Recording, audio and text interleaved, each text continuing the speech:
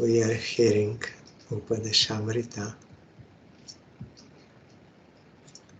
Yesterday we started 7th verse and we read Srila Bhaktivinoda Thakur's song,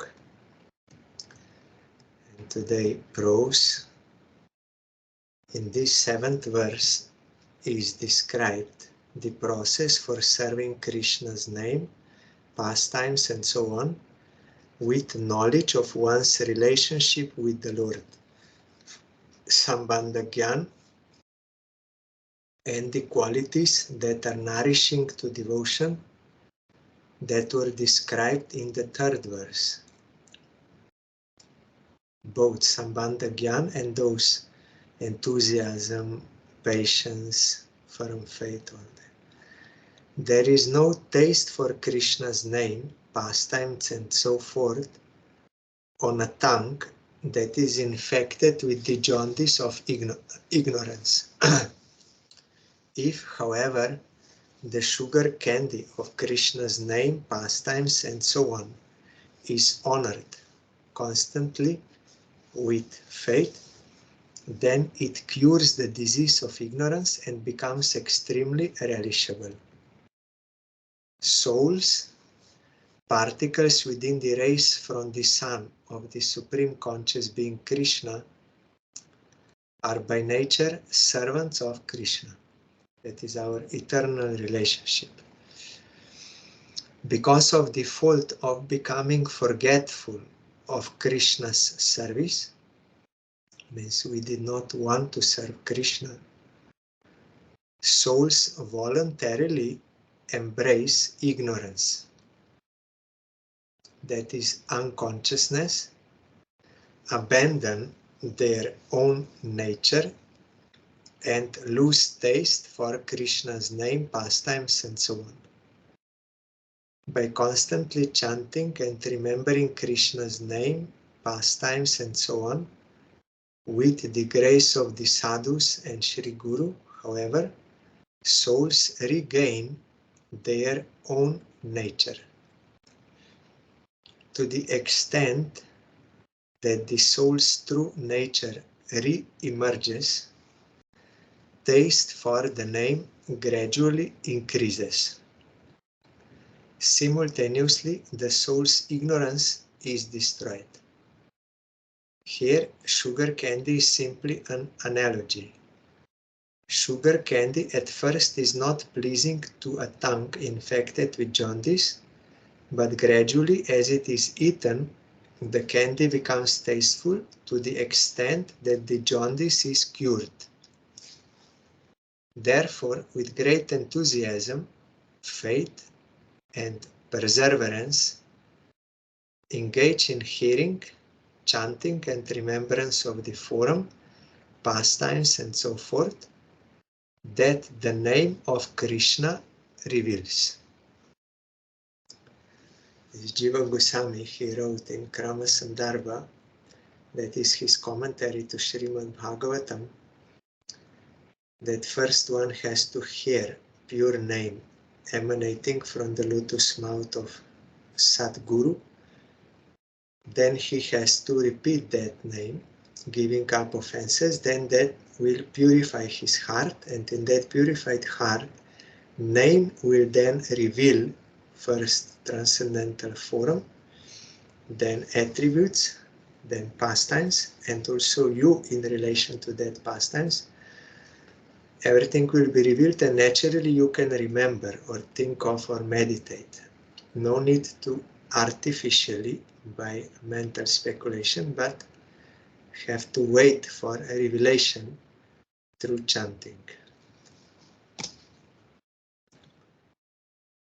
And Srila Bhaktivinoda Saraswati Thakur gave a song, Krishna Nam Rup Gun Lila Chatushtoy Upama Mishrir Soho Svat Tulya Hoy.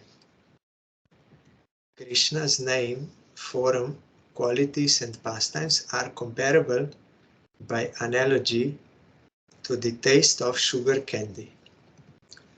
Abidya Peter Tulya Tate Jihva Tapta Jihvar Asad Shokti Tapta Hetu Supta. ignorance is comparable to jaundice, which infects the tongue. Not only tongue, whole body, that bile is there, everywhere. That is why your skin becomes yellow, and eyes and nails, everything becomes yellow, because that pitta or bile goes everywhere. So also it is on the tongue.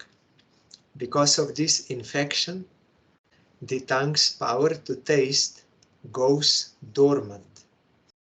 Dormant, or it is covered by that. Aprakrita gyane jodi lao sei no nam, nirantar nam loile chare pira dham. If you chant the name with the understanding that the name is supramundane, transcendental, and you chant the name constantly, then you will be able to get rid of this disease.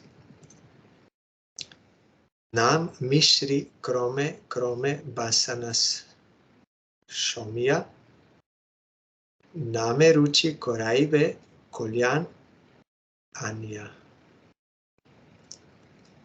The sugar candy of the name will gradually pacify your desires, give you taste for the name, and bring you all good fortune. But we have to chant with faith, with this faith that it is non-different from Krishna, it is transcendental, and we are eternal servant of Krishna. With this understanding you have to chant, then this effect will be there. Anuvriti by Srila Bhaktisiddhanta Saraswati Thakur means prose. Krishna's name, pastimes, and so forth are comparable to sugar candy, and ignorance is comparable to jaundice. As even very sweet sugar candy is not tasty to a tongue afflicted with jaundice, so even the very sweet, tasty sugar candy of Krishna's name, pastimes, and so forth are not pleasing to a soul who has been enveloped in beginningless ignorance as a result of aversion to Krishna, anadi karma. But root cause is this, aversion to Krishna.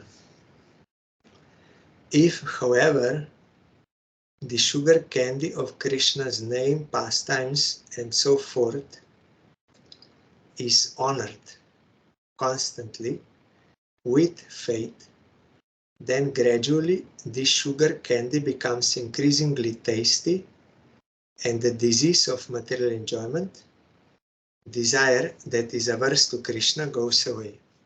That is why Guru will first speak the truth to disciple about Sambandha Gyan, about Abhideya, so that disciple can, with proper faith, chant, and Guru will instruct, you have to regularly chant this amount of name. Why? Why he will say? Because now we are not getting taste, transcendental taste. So in a regulated manner, as taking medicine, we have to take to cure our disease. Then when the disease is cured, then there is no need for Guru or Shastra to tell you, you should chant Harinam or this amount. No, at that time you will like to chant and you will always relish that taste. So then you cross over Vaidhi Bhakti. Vaidhi means rule, because there is no taste. So based on rule, we have to do. Once you fulfill the purpose of the rule, to purify your, means purpose of following rules is to purify our heart. of this jaundice or ignorance, so that we can get taste, realization of our real self and taste of service of Krishna.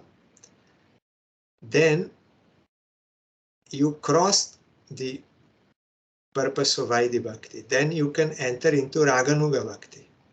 Raganuga Bhakti is strong desire to serve Krishna spontaneously. No outside impetus or instruction or order has to be given, or any explanation why it is good that you should do this, and logic and scriptural, all that. That is unnecessary, because already you are guided by taste. You like to do it. Still there is guidance, but in Raganuga guidance, that for the service of Lila, that is of different type. That is only how the seva is organized. Like there is hierarchy, so you have your own guru, and on his order you will do that service. But he does not tell you or explain to you why you have to do it. You like to do it. This we will hear in next verse, how this is happening. Tat chet deho drabin janata loba pashanda madhye nikshiptam syana phala janakam shigram evatra vipra. This is from Padma Puran. O Brahman, if the name is used for the body, wealth, prestige, greed, or evil, then the name does not produce any quick results.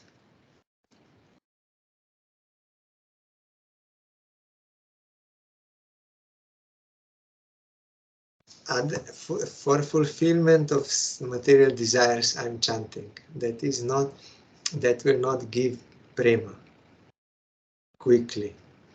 First you have to purify.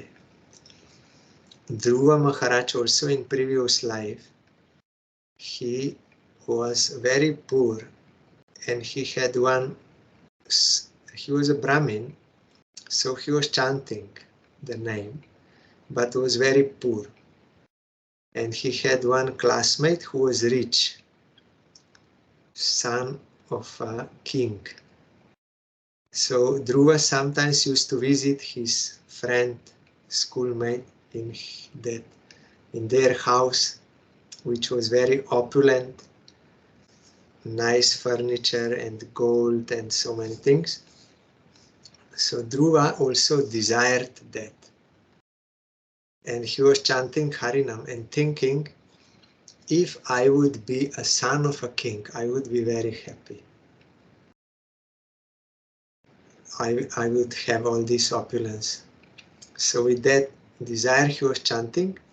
So next life he got that. But by the grace of Krishna, that arrangement was made, that he was rebuked. That is also according to his previous karma. And then when, by the instruction of Narad Goswami, he was worshipping Krishna, then getting darshan of Krishna, he then lost all desires.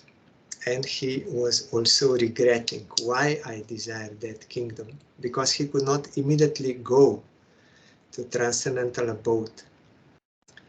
Krishna first fulfilled him. You take that kingdom because you want it, and you will do bhajan. Then at the end you will reach me, at the end of your life. So Dhruva was regretting why I desired that. So this teaching we have to receive from Dhruva Maharaj, that Jiva cannot be happy by anything except service of Krishna. That is why Chaitanya Mahaprabhu also told in his Shikastaka by his own example, O Supreme Lord, I don't desire any worldly thing, nothing. Even I don't desire liberation, that impersonal liberation, to be free from the suffering, to be free from birth and death and threefold afflictions. I don't pray for that. I pray for your service. That I want. I may be born, that is no problem for me, because he knows when someone is engaged in the service of Krishna, for him automatically there is no suffering. Though he is in body, he is born, he may have even diseases or anything, but in Atma, in his real self, he is not suffering that, because he is engaged in the service of Krishna. So they know, I don't want anything except service of Krishna. And if someone gets liberation, in personal liberation, he will not have physical and mental suffering. That is true. But still there is some suffering there due to unfulfillment. Because Jiva cannot be fully happy without being engaged in the service of Krishna, which is not there in Brahma Jyoti, merging into Brahma. In that Brahmananda, there is no suffering of this world, and there is bliss, but there is no waves of bliss, so Jiva cannot be fulfilled there. Vyasadeva showed by his own example. He was not happy. So, devotees, they don't desire that. Devotees desire only service of Krishna wherever they are. Maybe in hell, in heaven, as a bird, as a beast, or as a human, or whatever. I don't mind.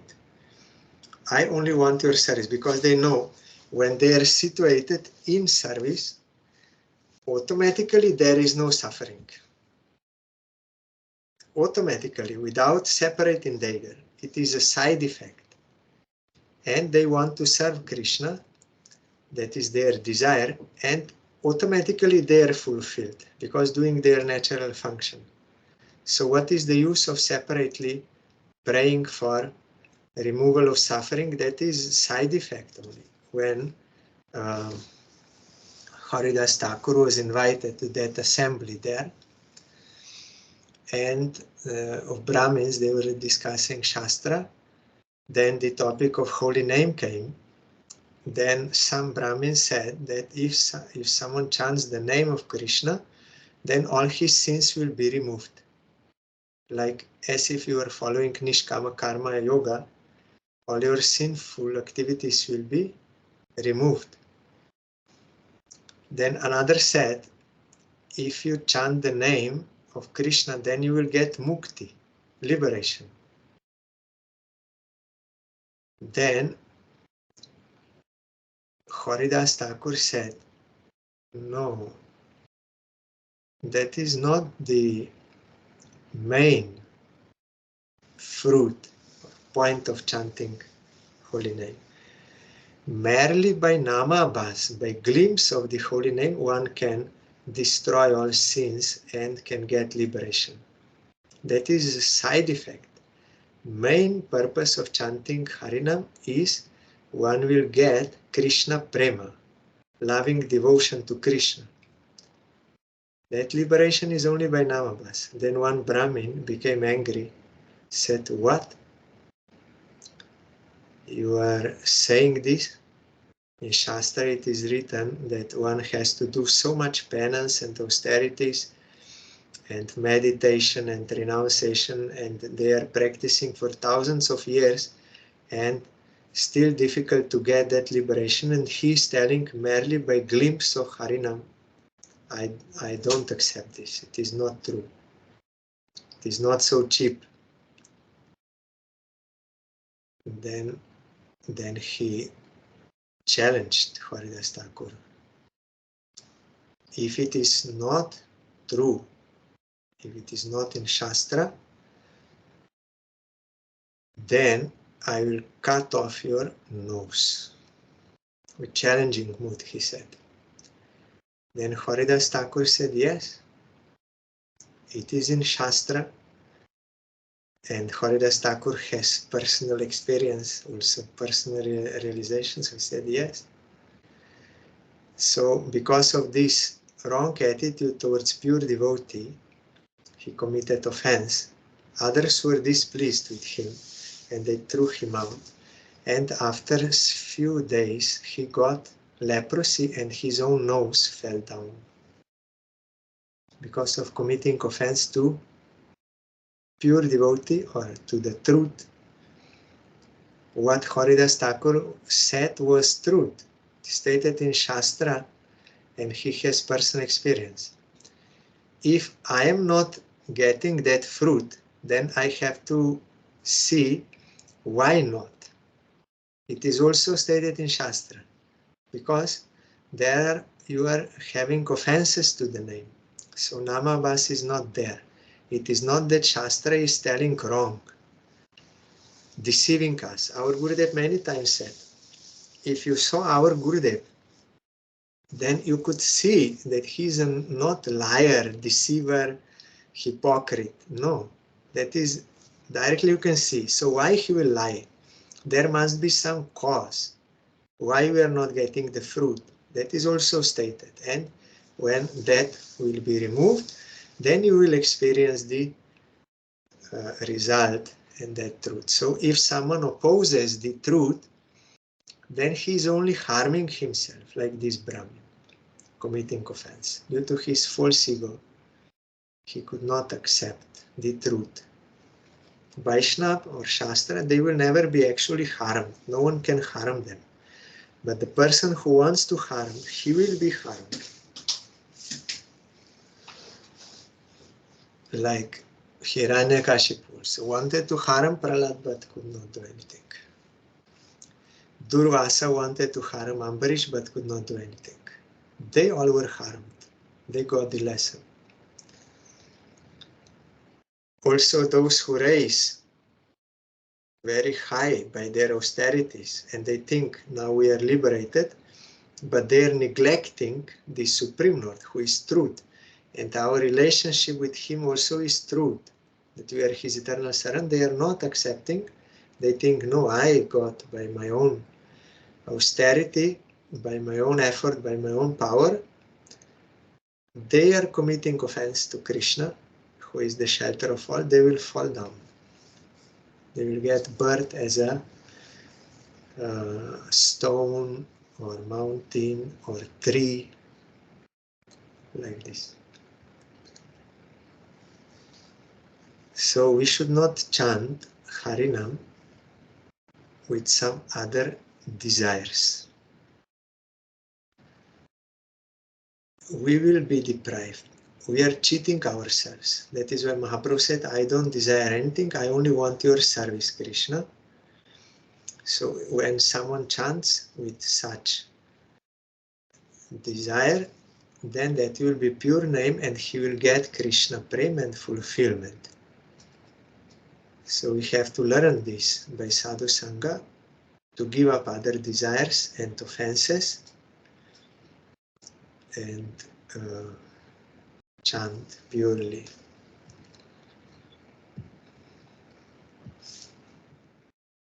Controlled by ignorance and thus attributing great importance to the body, wealth, prestige, attachment, and the misconception that the Lord and his absence, Maya, are non-different. Mayavadis, they think this Krishna is also Maya. So, because of this, souls are unable to understand their own true self. By the power of Krishna's name, the soul's pride, produced by ignorance, disappears like fog, and service to Krishna then becomes pleasing. At the beginning it is not, because there are two types of taste. One is actual taste, transcendental taste, which is coming from satisfying Krishna. The devotee's target is to satisfy Krishna, and because he is doing his own natural function, automatically he is fulfilled, pleased, happy. But to enjoy the kirtan, a very nice party and nice music, nice dancing to enjoy, we are very happy, that is not real taste. You can see many such who are enjoying bhakti, but after some time they leave it, because that was not real taste. That was as any other material taste, which then becomes stale and one is searching for another. Or enjoying prasad, very nice taste. So enjoying bhakti yoga will not give. Someone may say, yes, I like very much, but after some time you don't see him anymore. Where did that taste go? But when one attains real taste, transcendental taste of service of Krishna, then it is impossible that that person will at any time give that up. He cannot give up. Impossible. Because it is fulfilling, and now he understands also what other things are. All those non-eternal wealth, he sees them as they are, not being illusioned, but as they are, temporary and are suffering producing. And he knows what is liberation. There is no service of Krishna there. So it is impossible that he may have any other desire. And that he will give up service of Krishna. Like they said to Haridas, you give up this chanting. He said, no, I will never give up. Even if you kill me, I will not give up. Why I will give up? That prostitute came. Haridas Thakur did not give up chanting Harinam. Then even Maya Devi, personified, came. Haridas Thakur did not stop chanting to enjoy her, because he has higher taste. And that higher taste must be genuine, not artificial enjoying. You can see some, they're very so-called ecstatic, but then they are also smoking and other things doing, because that ecstasy is not actual real ecstasy. It is enjoyment. That is not same.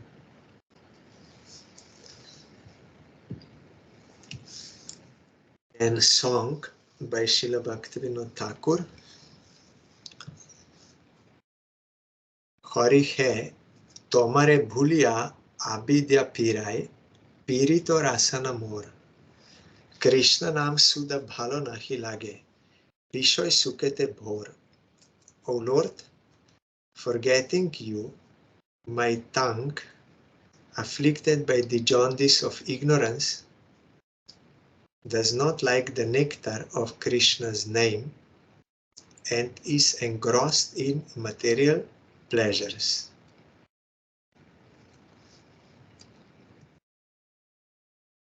So as long as that ignorance is there, you cannot get a real taste. You may enjoy, but they are also enjoying other things at the same time. Why Haridas Thakur did not do both? He could chant Harinam very good, pleasant, very good, and at the same time also enjoy Maya. What is the problem? Why he didn't do this? As some do, being very ecstatic during kirtan. At the same time that enjoyment is there, spirit. Why Haridas Thakur did not do both? He had a chance, good opportunity, free of cost, free of effort, but he was not interested. Why? Because that is real taste he is having. And from that real taste, that is also real awareness is there, real knowledge of all truth. So he knows that that is not good. And he's avoiding. Drida bhabete agibo. In one song, Srila Bhaktivinoda Thakur is telling what is bhajanero pratikula, what is unfavorable for bhajan. Drida bhabete agibo. Very firmly, with firmness, with strict firmness, I am giving up. Not little, but completely renouncing. How Raghunath Das Goswami was not interested in anything in such a renunciation, because having that real taste. So we have to check that verse is there in Srimad Bhagavatam. If one takes food, then three things will happen simultaneously: nourishment, happiness, and removal of pain of hunger. Three things. Like that, if one does real devotion, that is with surrender, then three things will happen. His devotion will increase, his realization of Krishna will increase, and vairagya, renunciation, will also increase automatically. So if I am so much attracted, so much desire, so much for enjoyment of this, that means I am not very advanced in devotion. Though outwardly it may seem engaged all the time, but that is not with surrender. So that result is not visible. So much enjoyment is there. Or someone may remain in secluded place and he may start to think, I'm great devotee, but all desires are there inside, but they are not coming out because there is no opportunity. But immediately, if there is any opportunity, that will come out. It will assert itself. It will connect with that sense object automatically. You cannot control it. It will come.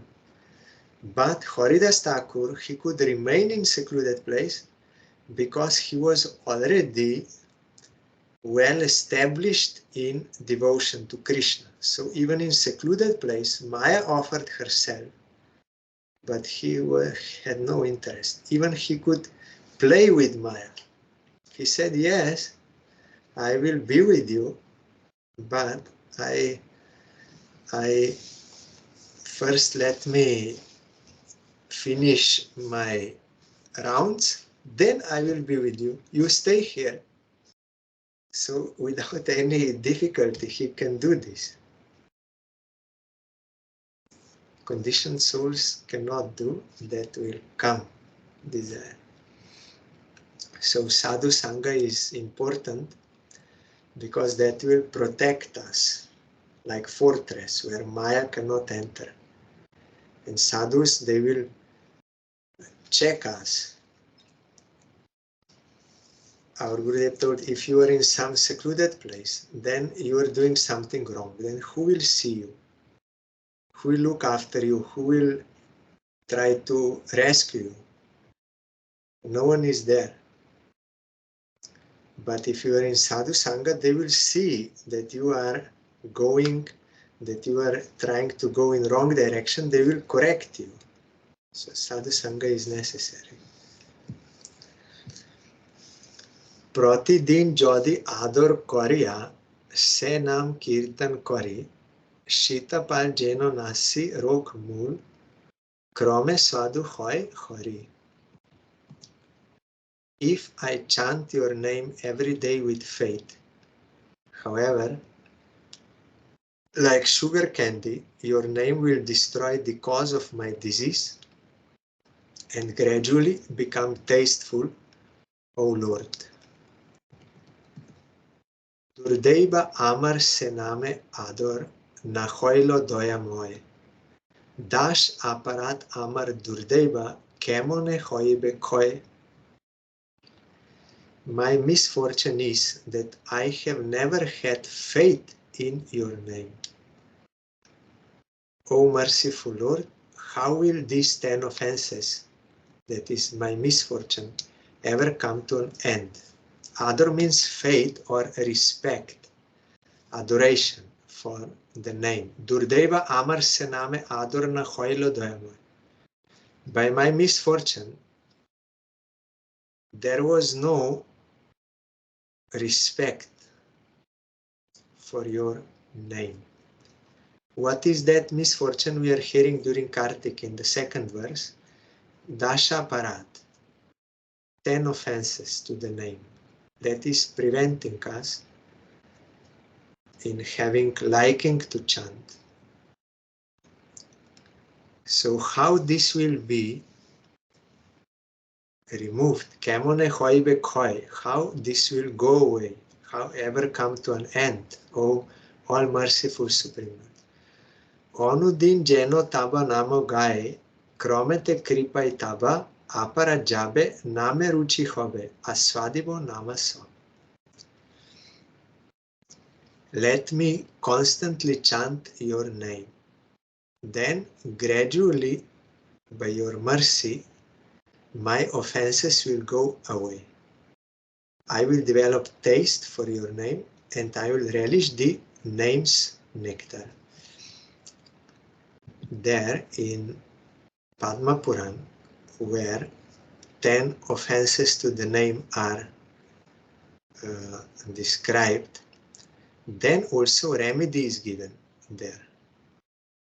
If there is presence of these offenses, which we can test, when I'm chanting your name, there are no tears coming from my eyes, no choked voice, no ecstatic symptoms, and so much attraction for this worldly enjoyment is there, and so much suffering, so much disturbance, then you can clearly understand. Not even Nama Bhas is there.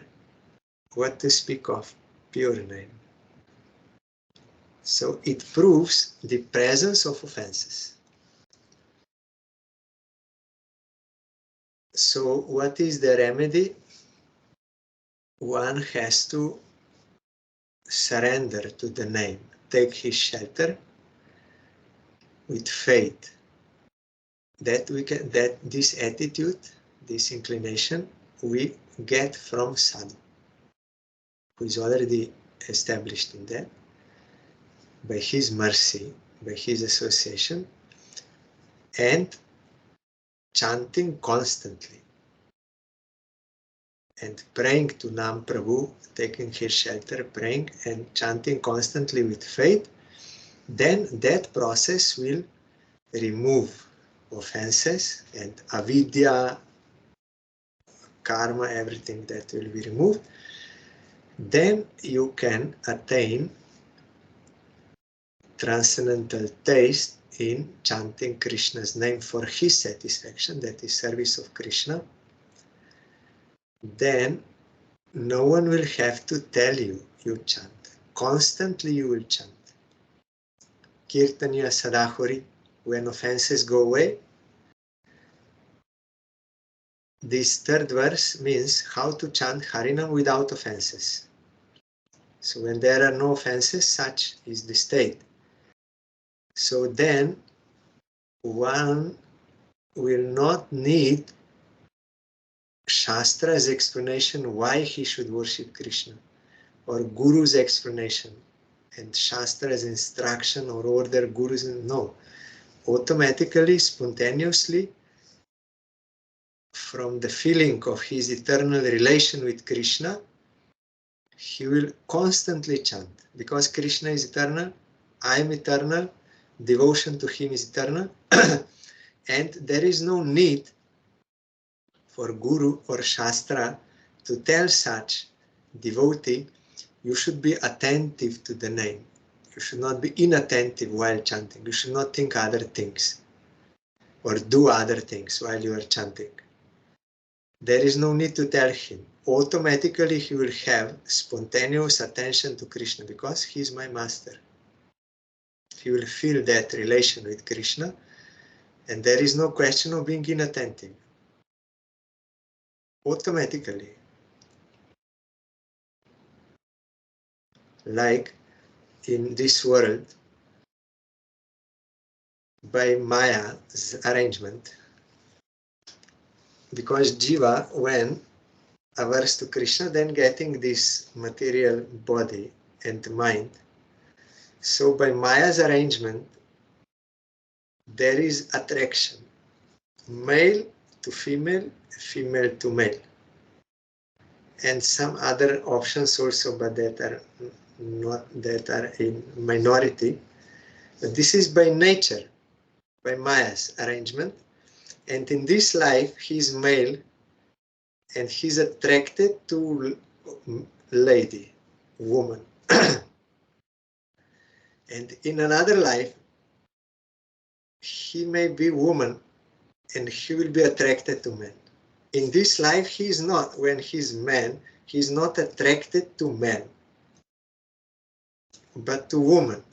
But when he's having that body and that mind, then that same Atma, by Maya's arrangement, naturally, he will be attracted to male. Those who are males cannot understand how ladies can be attracted to male. They have no direct experience of that. And ladies, they have no direct experience how men can be attracted to ladies, because they are not, generally, they are not, so they cannot, by practical understanding, they cannot understand. That is all by Maya's arrangement, this attraction. So like that, as this is automatic, as someone falls in love, like one man to one woman, then you need not tell him, you think of her. Automatically he will think, by that attraction. Like that, when one comes to that platform, there is no need to tell that devotee, you have to be attentive while chanting. No, automatically he's attentive.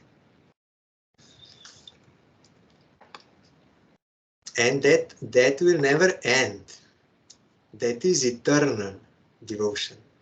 But this man-woman attraction is not eternal. It will last for some time, then it will go away, and then again another one like this. It will fade, or at the time of death, there is no object anymore, so that is also not there. And old age and disease and all these things are there. So this is not actually happiness producing, but suffering. But attraction to Krishna, that is a real happiness. Once that devotee, she was, when our Gurudev stopped speaking externally, playing the pastime of illness, and she was having some difficulty of this Maya arrangement, attracted to one brahmachari. So she was not sure whether to get married or stay in the mat and do bhajan. What? Then she was asking me advice. I said, our Gurudev is externally not speaking because of his lila, but he is all merciful. You pray to him. He will give you answer from within. In Calcutta, our mat. So she was praying. At first, darshan did not, but next day in the morning, she got inside heart. Gurudev only saying one sentence. Why you are searching for the thing where it is not? And she understood everything, what Gurudev wants to say. We are all searching for happiness, but we are searching where it is not. That is only material attraction. It is for some time and it will produce suffering. But real happiness we can get being attracted to Krishna through his service. Then that will remove all problems and will give a real happiness. So we need sadhu sangha to get such knowledge and encouragement and taste.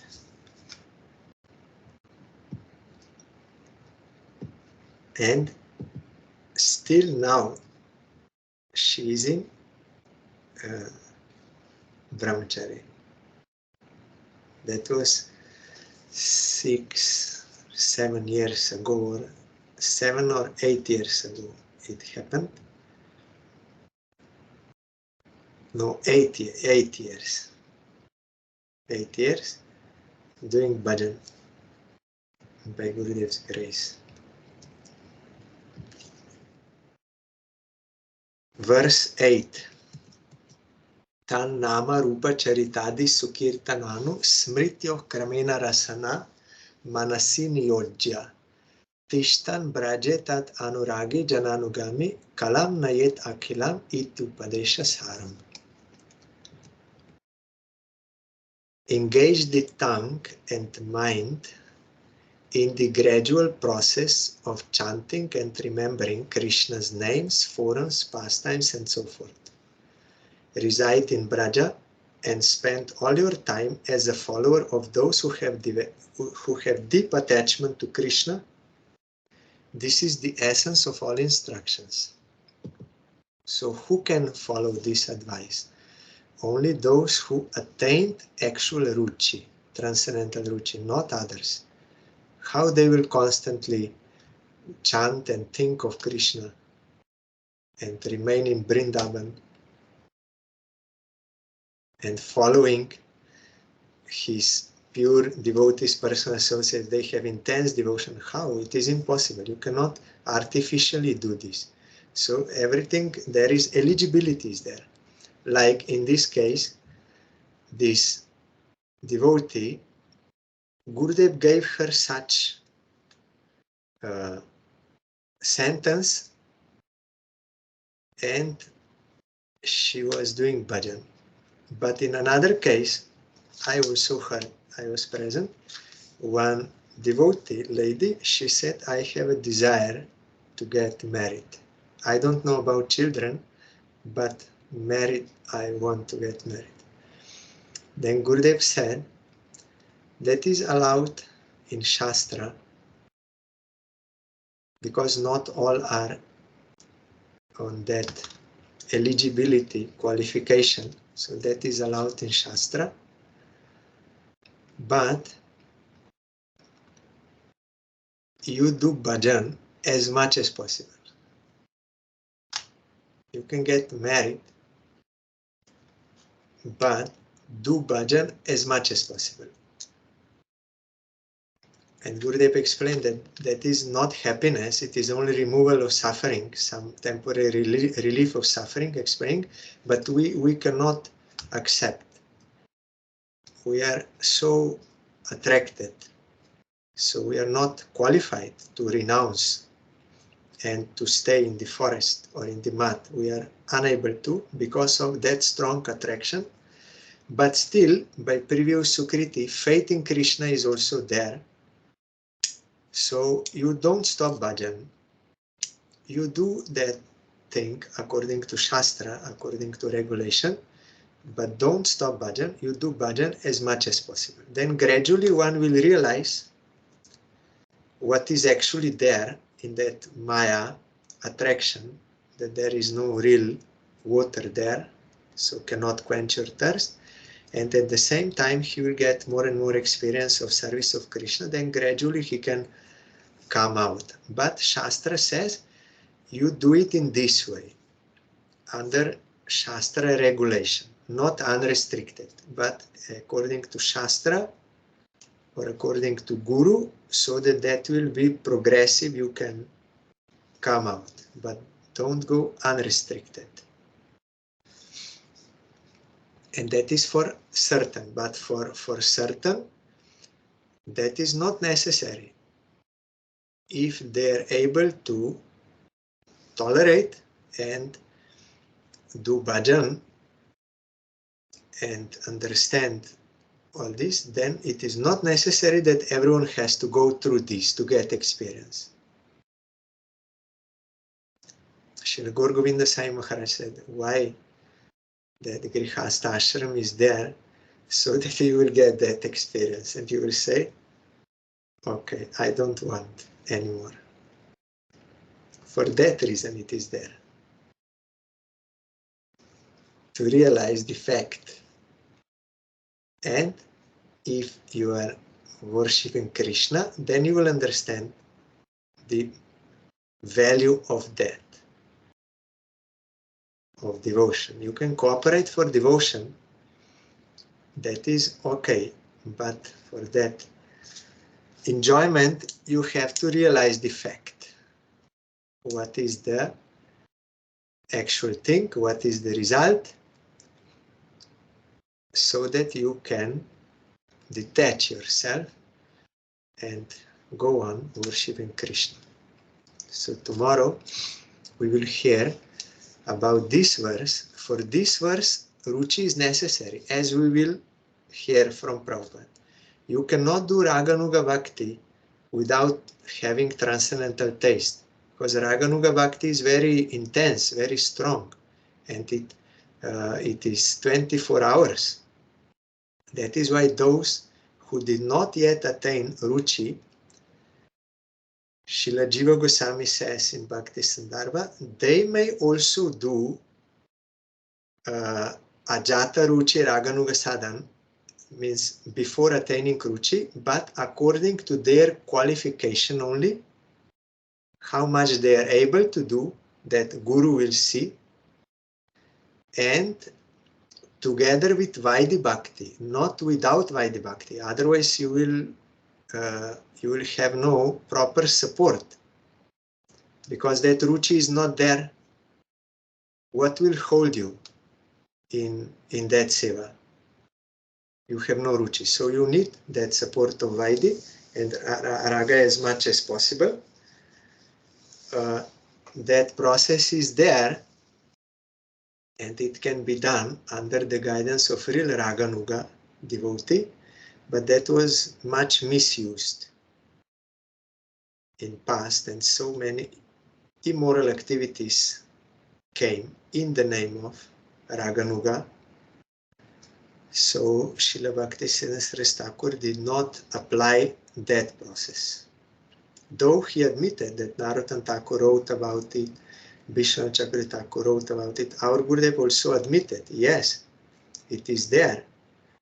Vishnu Chakra Thakur wrote, Narottam Thakur wrote, but Prabhupada gave emphasis on you first have to come to the platform of offenseless chanting. Otherwise there is a risk of mental speculation, and it will have detrimental results. So Prabhupada did not apply that process. Only after you attain ruchi, then you can start that.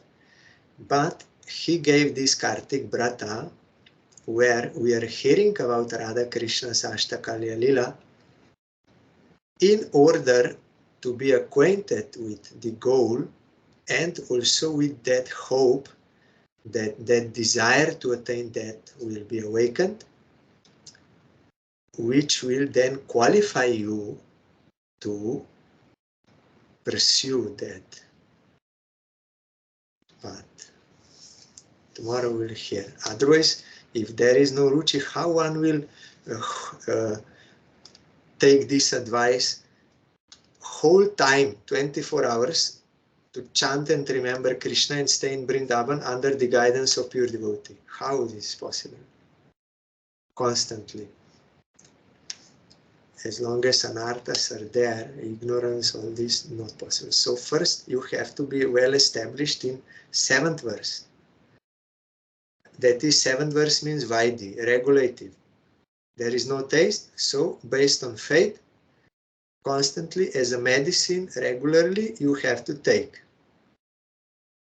Then when you get taste, then 8th verse is coming. You cannot jump to 8th verse. Tomorrow we'll hear.